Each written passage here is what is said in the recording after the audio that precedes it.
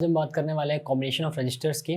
ठीक है, तो इस यूनिट में मैंने क्या किया था, मैंने इस यूनिट को 3 पार्ट्स में डिवाइड किया हुआ था, जिसमें हम अभी पहला पार्ट कर रहे थे क्या रेजिस्टेंस और ओम्स लॉ के बारे में पढ़ रहे थे। तो ये उस पहले पार्ट का आखिरी टॉपिक है और फ्रॉम दिस वीडियो हम हमारी नेक्स्ट वीडियो से स्टार्ट करेंगे हमारी इलेक्ट्रॉनिक डिवाइसेस, जहाँ पे हम केसीएल और केवीएल पढ़ेंगे। तो देखो, इस वाली वीडियो में हम पढ़ने के वाले हैं कॉम्बिनेशन ऑफ रजिस्टर्स क्या होते हैं, दोनों कॉम्बिनेशन के बारे में पढ़ेंगे, दोनों के फॉर्मूले को डिराइव करेंगे, उन पे क्वेश्चन देखेंगे और एक इंपॉर्टेंट क्वेश्चन देखने वाले हैं जो बहुत इंपॉर्टेंट है आपके लिए और ये एग्जाम में कई बार आया हुआ है। ऐसा नहीं है, मैं ऐसा नहीं बोलूँगा आएगा ही, लेकिन इससे मिलता जुलता क्वेश्चन और ऐसा ही क्वेश्चन बोर्ड में आता है। तो अगर अभी तक आपने मेरे चैनल को सब्सक्राइब नहीं करा है तो इसे सब्सक्राइब करें, इस वीडियो को लाइक करें और शेयर करें अपने दोस्तों के साथ, ताकि उनकी भी हेल्प हो उनके एग्जाम्स में और मेरी भी हेल्प हो, ताकि मैं आपके लिए और ऐसी बेहतर वीडियोज़ बनाता रहूँ। तो स्टार्ट करते हैं। देखो, जो कॉम्बिनेशन होती है, कॉम्बिनेशन का मतलब क्या है, जो रजिस्टर है, रजिस्टर्स को क्या है, हमें रजिस्टर्स को अरेंज करना है ताकि वो ज़्यादा एफिशिएंट वे में यूज़ हो सके। तो हम इसके दो कॉम्बिनेशन यूज़ करते हैं, पहला सीरीज़, दूसरा पैरेलल। तो मैं आपको दोनों चीज़ों को साथ साथ पढ़ाऊंगा ताकि आप आपस में रिलेट कर सकें, क्योंकि मैं ऑलरेडी इससे मिलता जुलता कैपेसिटर में पढ़ा चुका हूँ। कैपेसिटर और इसमें आप लाइक इनवर्सली प्रोपोर्शनल मान लो कि ये जो इसमें पैरेलल है वो वहाँ पे सीरियल था और जो यहाँ पे सीरीज या जो यहाँ पे सीरीज में वो वहाँ पे पैरेलल था। बाकी हमने लगभग वहाँ पे सब कुछ सेम ही करा है, बस वहाँ कैपेसिटर था, यहाँ रजिस्टर है ना। वहाँ पे सोर्स या लोड कुछ और था, यहाँ पे सोर्स या लोड कुछ और है। तो बात करते हैं देखो इसकी सीरीज की। सीरीज में क्या होता है, जो एंड पॉइंट्स हैं, जो रजिस्टर है, रजिस्टर्स के एंड पॉइंट क्या होते हैं, डिफरेंट होते हैं, पर जो उनमें से करंट जा रहा होता है वो क्या होता है, वो कांस्टेंट होता है, यानी फिक्स होता है। सीरीज में सीरीज वो कॉम्बिनेशन होता है जहाँ पे करंट के जाने का रास्ता एक ही हो, और यानी जो करंट के जाने का रास्ता है वो एक ही हो, और जो पोटेंशियल होते हैं वो क्या होते हैं, डिफरेंट होते हैं दोनों रजिस्टर्स के लिए, क्योंकि दोनों रजिस्टर्स का एंड पॉइंट अलग है। लेकिन जब हम बात करते हैं पैरेलल की, पैरेलल में क्या होता है, करंट के जाने के दो रास्ते या दो से ज़्यादा रास्ते होते हैं, यानी डिफरेंट वेज होते हैं करंट पास करने के लिए। और यहाँ पे होता क्या है, यहाँ पे हमारा पोटेंशियल कांस्टेंट होता है, यानी V जो है, बैटरी बोल लो, पोटेंशियल बोल लो, वो कांस्टेंट होता है बिटवीन A और B, यानी कि एंड पॉइंट्स क्या होते हैं रजिस्टर्स के, सेम होते हैं। अगर हम बात करें सीरीज की, तो सीरीज में क्योंकि करंट कांस्टेंट है और हमारे पास ओम्स लॉ क्या कहता है, V is equals to I R, है ना। अब V is equals to I R में दो वेरिएबल होंगे, एक कांस्टेंट होगा। अगर I कांस्टेंट है, यानी कि करंट के जाने का एक ही रास्ता है थ्रू आउट, तो वेरिएबल क्या बचा, V और R। तो मतलब V यहाँ पे डायरेक्टली प्रोपोर्शनल है R के और करंट हो गया कांस्टेंट। सीरीज के केस में V डायरेक्टली प्रोपोर्शनल होता है R के। ये जो मैं चीज़ बता रहा हूँ आपको उसका ध्यान रखना है, आप इसकी मदद से ही इसके फॉर्मूले को ड्राइव कर सकते हो। फॉर्मूला क्या बोलते हो, आप इसके एक्सप्रेशन को ड्राइव कर सकते हो सीरीज के और पैरेलल के। पर जब हम बात करते हैं पैरेलल की, देखो पैरेलल में कांस्टेंट क्या है, पोटेंशियल, यानी कि V। अगर V कांस्टेंट है तो I और R यहाँ पे, तो R को नीचे कर दो, I इनवर्सली प्रोपोर्शनल हो जाएगा R के, है ना। तो आपको रिलेशन निकालना है I इनवर्सली R के थ्रू और यहाँ पे V और R के थ्रू। तो अगर मैं V प्रोपोर्शनल R बोलूँ तो V1 upon V2, R1 upon R2 series के केस में, और अगर इसके थ्रू जाए यानी कि I1 upon I2 is equals to R2 upon R1, ये पैरेलल के केस में हो गया। ठीक है, तो हम सीधे सीधे सीरीज पे आते हैं। देखो सीरीज का फॉर्मूला क्या, अगर ये सेम सेम जा रहा है तो हमें फाइनल ड्राइव करना है RS is equals to R1 plus R2। Series में सीरीज ही चलेंगे, सीरीज के थ्रू प्लस कर देना, सीरीज मतलब R1 plus R2 plus R3 ऐसे कर दो, ऐसे याद रखो। ठीक है, पर जब पैरेलल की बात करते हैं तो देखो ये क्या था, पैरेलल, एक के नीचे एक, एक के नीचे एक, तो आप इसको ऐसे याद करना कि 1 upon R1, 1 upon R2, 1 upon R3, है ना। तो देखो क्योंकि मेरा पोटेंशियल क्या है, वेरिएबल है, पोटेंशियल वेरिएबल है तो इसको पोटेंशियल के थ्रू ऐड कर लेते हैं। यहाँ पे हमें करना क्या होगा, V is equal to V1 plus V2 निकालना होगा। ये जो चीज़ें बट गई हैं इसको ही निकालना है। यहाँ पे हम क्या निकालेंगे, करंट बटा है, करंट डिवाइड हुआ है तो हम करंट निकाल देंगे, I is equal to I1 plus I2। तो ये V आएगा कैसे, इस रिलेशन से आएगा, V is equal to IR। तो देखो हमारे पास तीन चीज़ें हैं, अगर मैं दो रजिस्टर की बात करूँ, सबसे पहले तो एक V, यानी जो इसका नेट है, V नेट। V नेट क्या आ गया, IRS। RS क्यों लिखा है, S for series, series register के लिए। V is equal to IRS। V1 की बात करें तो IR1। V1 मतलब ये इस R1 रजिस्टर के अक्रॉस V1 पोटेंशियल है जहां से I करंट पास हो रहा है, इसलिए V1 is equal to IR1। V2 potential R2 register के अक्रॉस है जहां से I करंट पास हो रहा है, इसलिए V2 is equal to IR2। तो यहाँ से V is equal to V1 plus V2 put करेंगे, IRS is equal to IR1 plus IR2। तो II तो कॉमन आ गया, कट जाएगा, बचेगा क्या, RS is equal to R1 plus R2। मुझे लगता है इससे इजी कुछ एक्सप्रेशन डिड्यूस हो सकता है। मैंने आपको बहुत इजी में और बहुत छोटे हिस्से में बता दिया, एग्जाम में भी आपको इतना ही लिखना है, बस जो मैं बोल रहा हूँ उसको थोड़ा सा अपने शब्दों में आपको एलेबरेट करना है। बात करें पैरेलल की, पैरेलल मैंने जैसे आपको बताया आई इनवर्सली प्रोपोर्शनल है आर के, रिलेशन ऐसे ही बना दो।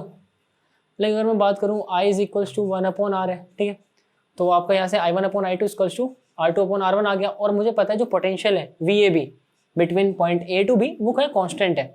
अगर VAB है तो देखो जो चीज़ डिवाइड हो रही है यानी जो वेरिएबल है हम उससे एक्सप्रेशन को रिड्यूस करेंगे।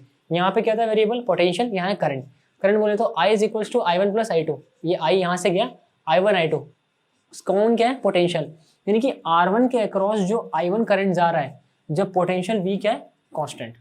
तो हम पहले IP निकाल लेते हैं। IP बोले तो नेट करंट किस केस में, पैरेलल के केस में। तो I is equals to V/R आ जाएगा, ऑफकोर्स आएगा। I इज इक्वल्स टू ये R को यहाँ से नीचे डिवाइड में भेज देंगे तो I is equals to V/R, V तो कांस्टेंट है तो I is equals to RP आ जाएगा V/RP। IP is equals to V/RP, I1 is equals to V/R1, I2 is equals to V/R2। कैसे देखो I1 क्या है, I1 इज द करंट, ठीक है, across R1 register when potential V is there. It mean ये I जो है I से यहाँ से I1 करंट आया इस R1 रजिस्टर के अक्रॉस जब इसके बीच का पोटेंशियल क्या है V है। और एग्जैक्टली बात करें I2 की तो ये भी सिमिलर ऐसे ही है, I2 इज दैट करंट जो कि R2 रजिस्टर के अक्रॉस है जब उसका पोटेंशियल क्या है V है, पॉइंट A टू B के अक्रॉस, ठीक है। पुट कर देंगे यहाँ I की जगह पे V/RP, I1 की जगह पे V/R1, I2 की जगह पे V/R2।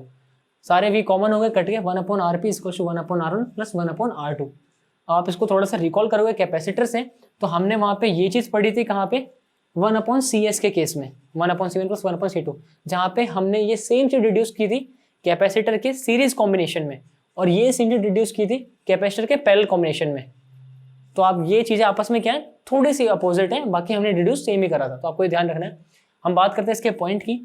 सीरीज में क्या होता है अगर आप n रजिस्टर्स को जोड़ते हो like RS equals to R1 plus R2 plus R3 plus R4 plus R5 plus R6, अगर ये सारे रजिस्टर अलग अलग हैं तो आप सबको ऐसे जोड़ दोगे R1 plus R2 plus R3 plus R4।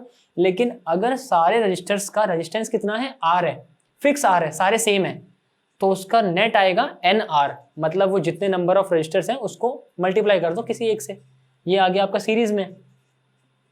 और इसमें क्या होता है जो नेट रेजिस्टेंस होता है वो सबसे बड़े वाले रेजिस्टेंस से क्या होता है और बड़ा होता है, ऑफकोर्स होना ही है। अगर मैं 1 + 2 + 3 + 4 करूं तो जो मेरा फाइनल आएगा वो 4 से तो बड़ा ही होगा, है ना। पैरेलल के केस में अगर n रजिस्टर को पैरेलल जोड़ा जाए, दो जोड़ा, एक और जोड़ दो नीचे, एक और जोड़ दो, एक और, जैसे यहाँ पे 3 जोड़ दिए, मैंने एक क्वेश्चन वैसे इसी बेस पे करा हुआ है। तो अगर आप 3 जोड़ दोगे तो नेट क्या आएगा, अगर मान लो सारे अलग अलग हैं 1/R1 plus 1/R2 plus 1/R3 plus 1/R4 करते जाओ, लेकिन अगर सारे कॉमन है तो क्या होगा, सारे आपस में जुड़ जाएंगे और नेट जो आएगा पैरेलल के केस में वो आएगा R/N, मतलब जितने भी रेजिस्टेंस है उनको n से डिवाइड कर दो, सिंपल। और जो नेट रेजिस्टेंस आता है वो क्या होता है, वो सबसे छोटे से भी छोटा होता है, होना ही है, क्योंकि अगर मैं डिवाइड की बात करूं 1/2 है प्लस 1/4 प्लस 1/6 प्लस 1/8, जितना ज़्यादा नंबर बढ़ता जाएगा डिवाइड में वैल्यू उतनी कम होती जाएगी, है ना। तो भाई जितना मैं क्या बोला, सबसे कम रेजिस्टेंस जिसका होगा वो सबसे छोटे से भी छोटा होगा, ऑफकोर्स होगा, जितनी बार जोड़ते जाओगे नंबर बढ़ता जाएगा नीचे और वैल्यू और छोटी होती जाएगी, ठीक है। दोनों पे मैंने एक एग्जाम्पल भी दिया हुआ है। फिर हम इस मेन क्वेश्चन की बात करेंगे जो इस वीडियो का सबसे इंपॉर्टेंट, मैं बोलूँ सबसे इंपॉर्टेंट पॉइंट यही है। आपने इतना कुछ पढ़ लिया लेकिन अगर आपने ये क्वेश्चन नहीं समझा तो आप मे भी फंस जाओ एग्जाम में, क्योंकि ये थोड़ा सा मैथ से रिलेटेड है, तो वेट करें और इसको देख के जाएं, ठीक है। यहाँ पे देखते हैं, मैंने 3 रजिस्टर्स को क्या सीरीज में जोड़ा, R1 plus R2 plus R3 कर दिया, 2 3 5, ये तीनों दिए हुए ओम्स में, रेजिस्टेंस की यूनिट हो गई ओम। यूनिट लिखना बहुत जरूरी है, हाफ मार्क्स एग्जाम में कट जाएंगे अगर आपने नहीं लिखा। 10 ओम आ गया यहाँ से। पैरेलल के केस में देखो मैंने तीनों को कॉमन लिया है, 2R 2R 2R। अभी मैंने बताया पैरेलल केस में अगर सेम रेजिस्टेंस के साथ चाहे n नंबर ऑफ जुड़े हो, यहाँ पे 3 जुड़े, 3 से डिवाइड कर दो, 2R/3 ओम, खत्म। अब आते हैं हमारे मेन क्वेश्चन पे। क्वेश्चन क्या कह रहा है, आपके पास पैरेलल में, ठीक है, पैरेलल में क्या है रेजिस्टेंस है और वो इंटरनली कहाँ है, सीरीज में, नीचे की तरफ पैरेलल चल रहा है और सीरीज में चल रहा है कैसे, हॉरिजॉन्टली, ठीक है, वर्टिकली पैरेलल है। आपको बताना है फाइंड RAB। अब आप RAB का मतलब क्या समझ रहे हो, ये चीज तो इनफाइनाइट तक जा रही है और इनफाइनाइट में कहीं जाके ऐसे मिल रही है, ये पॉइंट है, ये पॉइंट भी, हमें नहीं पता कहाँ मिल रही है और वहां तक कितने रेजिस्टेंस जुड़ रहे हैं। तो आप अगर ध्यान दें, यहाँ देखो क्या है, 1R, यहाँ पे ये हो गए 2R, यहाँ पे हो गए 4 और ये ऐसे ही जाता जाएगा, फिर हो जाएंगे कितने 8, फिर हो जाएंगे कितने 16, ये बढ़ता जा रहा है। तो अगर मैं इन्हें प्लस करूं तो पैरेलल के हिसाब से करते हैं, सीरीज के हिसाब से बाद में करेंगे, क्योंकि सीरीज के हिसाब से खुद ही हो जाएगा r plus R 2r, R R R 4r, यहाँ पे r अगला आएगा 8r, अगला आएगा 16r। अगर पैरेलल की बात करूं तो 1/rp is equals to 1/r plus 1/2r plus 1/4r, है ना, प्लस 1/8r प्लस 1/16r। ये चल क्या रहा है?